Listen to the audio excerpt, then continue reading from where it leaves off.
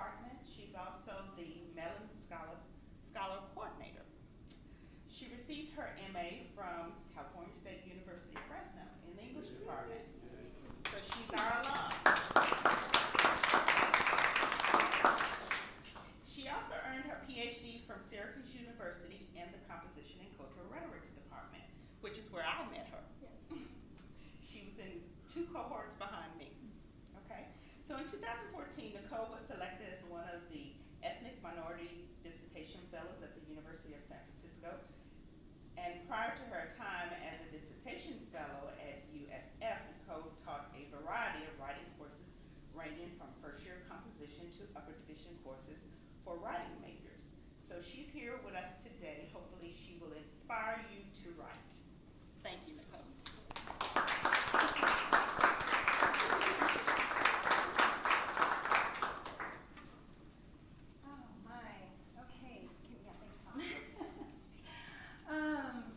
Wow.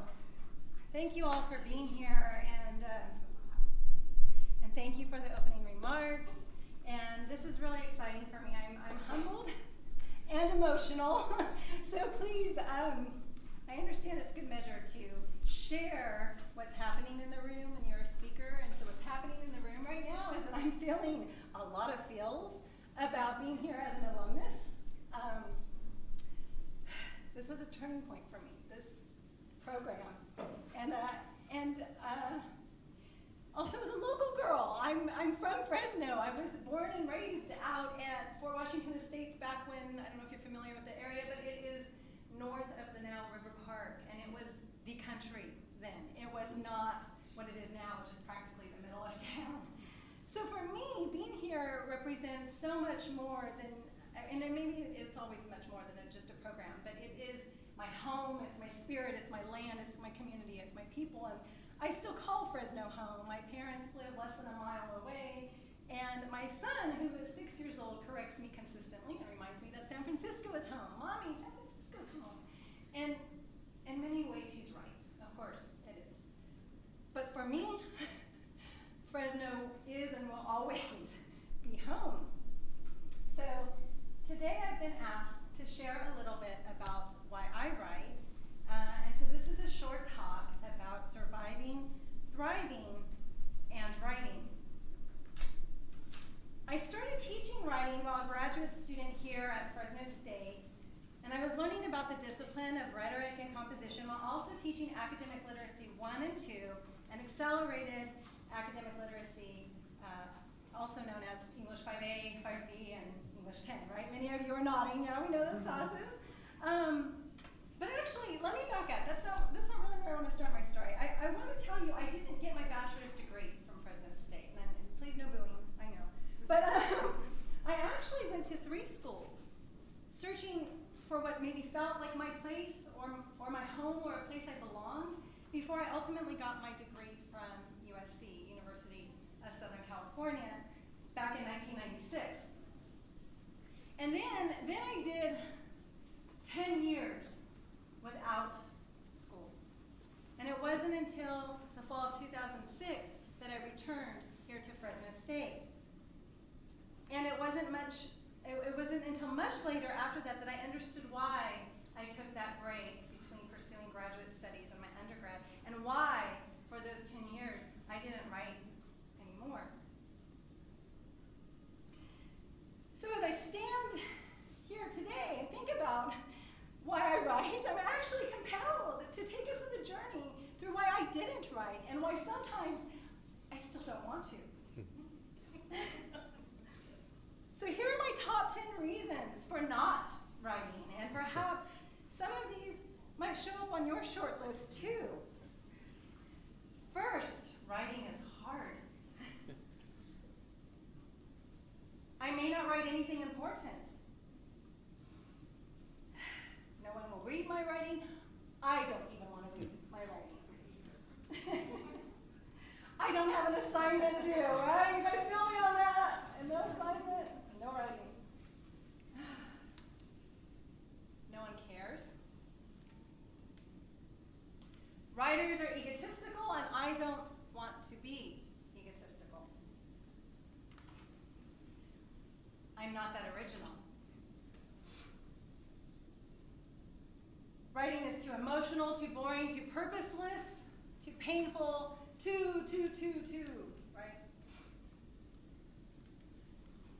Writing makes my thoughts too real. Dare I say it again? Writing is hard.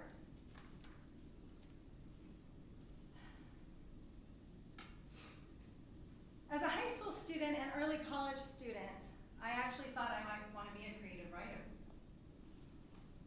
And in my undergraduate years, I was an English major. One of my early classes, a faculty member gave the class the statistics of who can make a full-time earning from being a writer. If I remember correctly, and mind you, it's been a minute, it was about 1% of writers. My career options didn't look good. So I decided to remain an English major, but mostly because I still really loved reading. But I gave up that dream of being a creative writer. And truth be told, I never woke up compelled to write.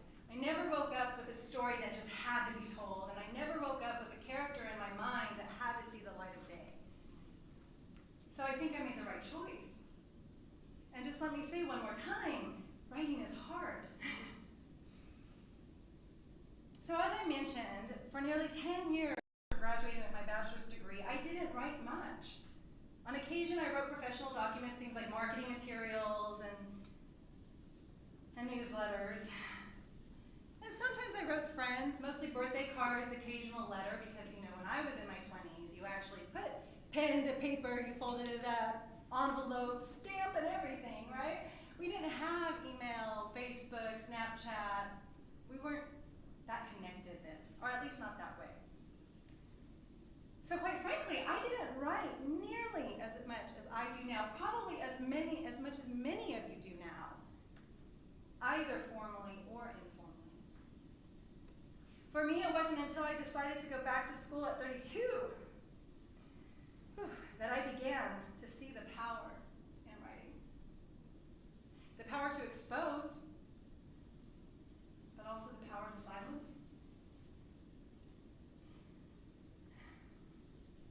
I told you I get a little emotional here. It was only after reading composition theories, get emotional about theory, yes I do. Theories about reading and writing and teaching writing. Here, as a student at Fresno State, it was only then that I began to piece together my own disenfranchisement from the academy. You see, when I left USC with my degree in literature and language, I vowed never to return. Never to return to the academy, the institution, the higher ed system, never. You do see the irony there. Never to return. But funny how life works. After getting married, I contemplated my career options, once again. And with the support of my husband, I decided to give college another try. My experience during my undergraduate work really left me, well, to put it kindly, suspicious of systems of higher ed. But I wanted to give it a good shot, so I said, I'll try to get into Fresno State. And it was there, with the guidance of so many, it's here, with the guidance of so many amazing faculty, that I saw my potential. I learned that even beyond my English and writing courses and that undergraduate experience, that all the stories, all the narratives that were most often shared and most often emphasized did not represent much of me. And often actually worked against my knowledges that I brought with me instead of with them. So, with a GPA that evidenced my lack of engagement as a young college student, but a desire to get into Fresno State's master's program, I had some work to do.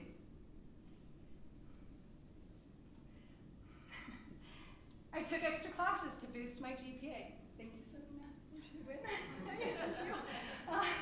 I took some classes to boost my GPA. I met met with the grad director several times to plead my case.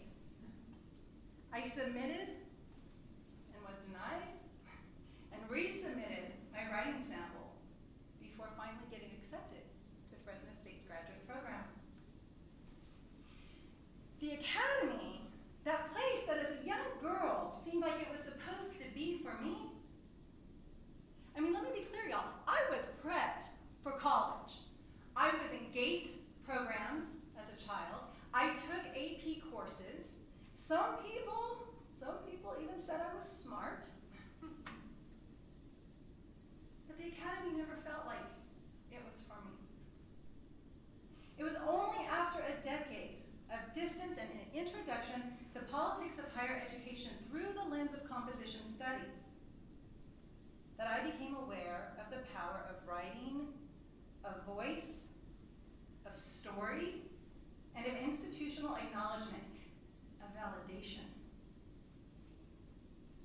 As I read work from composition scholars that described the effects of disciplining, I use that term very specifically, of disciplining students out of their home languages and into a specific kind of academic English. Not really even out of just English or academic English, but into a very specific kind of thinker, writer, knowledge producer. It was then that I could see what I could see who was missing. Most classes did not include Chicanas like me, or storytellers like me, or people like my family, my community, the people that I respected and honor, who were attending these classes. It was no wonder that it didn't feel like it was for me. It wasn't. I survived my undergraduate experience. Returning as a grad student at 32 brought with it many challenges. But ultimately, I reaped far more rewards from that return. I was ready to do the deep, reflective work I had to do, and I was ready to write. Here at Fresno State, I thrived. I thrived because I learned to write again. Really, this is where I started my training. You see, I wrote then because I was in training for the tumultuous political climate we find ourselves in now. I write now because I'm still in training. We, that's all of us here, are in training. We must all write. We are in training to do the positive work for social change that has to be done. We are here to fight for social equality, for inclusivity, for human rights. We are all in training. The social change that I speak of, the social change that I write and work for, I will never see. There's a good chance none of us will in this room. But we need to remain fueled with the belief that future generations will see. We don't fight for our tomorrow. We fight for the next generation's tomorrow. It is always a good idea to work towards social justice.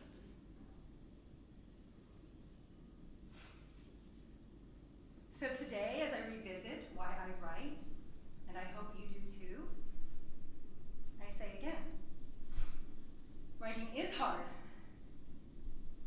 but I'm strong. I may not write anything important. Not true. The act of writing is political and powerful and important. No one will read my writing. Sometimes I don't even want to read my writing. Maybe still true, but honestly, someone will read it.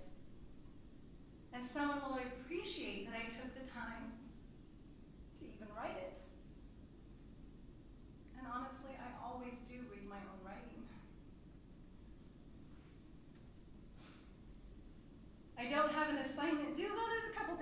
I'm now an academic. There's always something due. But truth be told, my own writing goals, my own deadlines, my own purposes that I set for myself these days are far more motivational.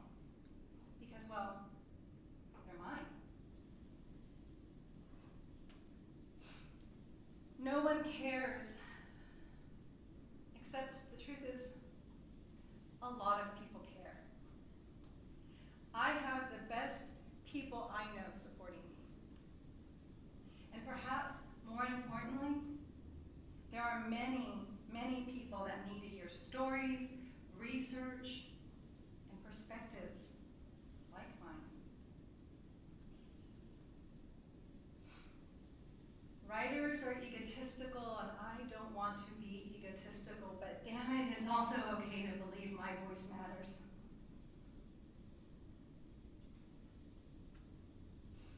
I'm not that original. Perfect! That means it's a shared experience, and sharing is a beautiful thing.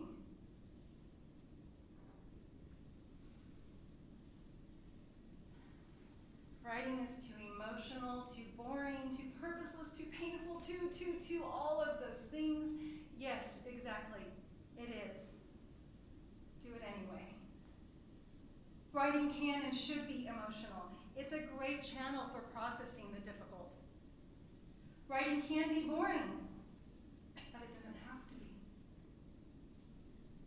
Writing always has a purpose. Just pay attention to what it is.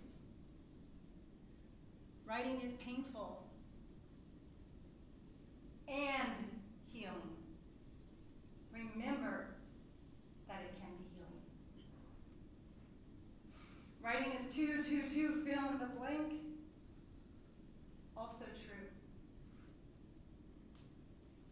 And then remember why it's worth it. Argue with yourself. Remind yourself. It may be all those things, but there's so much more reward in it.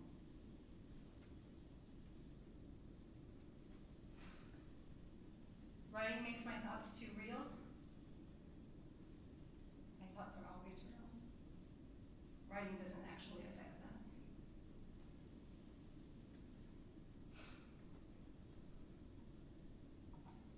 Writing is hard. I'm strong, and so are you.